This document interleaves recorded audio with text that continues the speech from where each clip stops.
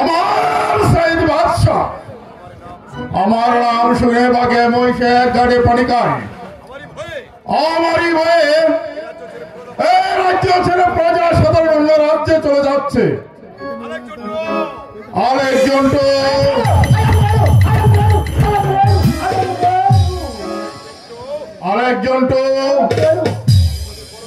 আমি পরস্পর জানতে পারলাম আমার এই রাজ্যের দক্ষিণী পরগনায় কোথাও থেকে যেন এক জঙ্গলি সর্দার এসে বসবাস করছে, অথচ আমাকে রাজকর দিচ্ছে না।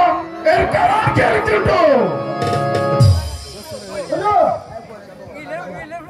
হুজুর, আমি কি করতে পারি হুজুর বলেন? এই মুহূর্তে তুমি ছুটে যাবে, এই মুহূর্তে তুমি ছুটে যাবে দক্ষিণী পরগনাতে, আর এই জঙ্গলি সর্দারকে আমার আদেশ জানিয়ে বলবে অচিরেই যেন সে এসে আমার রাজ দরবারে দেখা করে। ঠিক আছে হুজুর, তবে হুজুর বলছিলাম কি ওই জঙ্গলি হওয়ার ভূত যদি আমার পাইতে হরে বিয়ে হয়।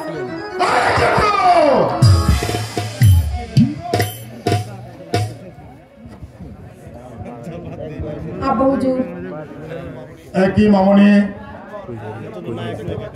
তোমার মুখ কানায় তো মলিন দেখতে পাচ্ছি কেন? তোমার মুখ মলিন দেখলে গোটা পৃথিবী অন্ধকার হয়ে যায়। বলো বলো মামনি, তোমার কি হয়েছে? আব্বা হুজুর, আমি আর স্কুলে যাব না। কেন কেন তুমি স্কুলে যাবে না? আব্বা হুজুর, আমাদের স্কুলে একটি ছেলে ভর্তি হয়েছে, আমি তার সাথে লেখাপড়াতে কিছুতে পেরে উঠছি না। তাই নাকি?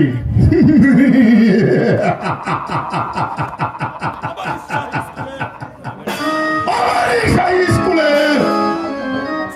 একটি ছেলে ভর্তি হয়েছে, অথচ তুমি তার সঙ্গে লেখাপড়া করে বেড়ে উঠতে পারছো না। আচ্ছা মামনি, তুমি কি বলতে পারবে ছেলেটি কোথা থেকে স্কুলে আসে? শুনেছি ওই শ্যামপুর মাসিমার বাড়ি থেকে আসে। শ্যামপুর মাসিমার বাড়ি থেকে আসে? যাও মামনি, তুমি কে দে বিশ্রাম করো গে, আমি আর একটা ব্যবস্থা করছি। ঠিক আছে আব্বা হুজুর। আমার লোক ঠিক আছে আব্বা হুজুর, আমি যাই।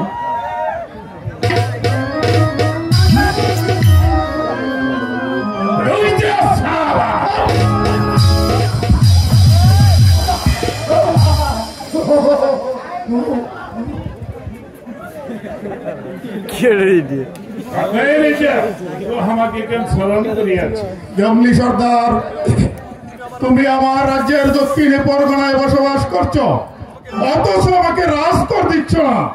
এর কারণ কি? हम तो जंगली मंगली आदमी आज, हम तो चाषाबाद नहीं कर सकता है रेजा।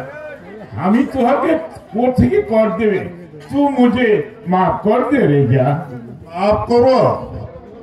हाँ, तुम्हें माफ करते पारी, तबे की शर्ते। अरे रेजा, शर्तों पर तो क्या चीज है आप कुछ मालूम नहीं हो सकता है रेजा। बताइए रेजा, तुहर की शर्त है? জঙ্গলি রাজ, আমাকে আজ কথা দিতে হবে, আমি যদি এই রাজ্য পরিচালনা করতে গিয়ে কোথাও কোনো জায়গায় কোনো বিপদের সম্মুখীন হই, তাহলে তুমি তোমার দলবল নিয়ে আমাকে উদ্ধার করে। तू तो आपको बहुत अच्छे शर्त दे दिए,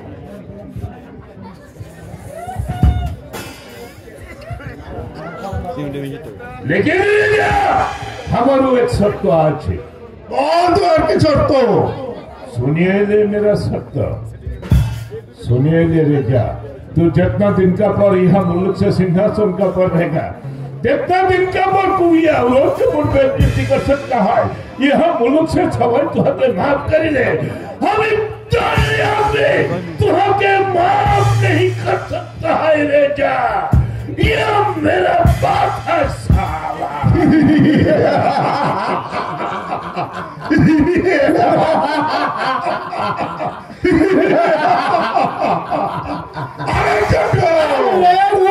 সামান্য একজন নিঃসর্দার সবাইকে আমাকে নীতিবাক্য শোনাতে এসেছে।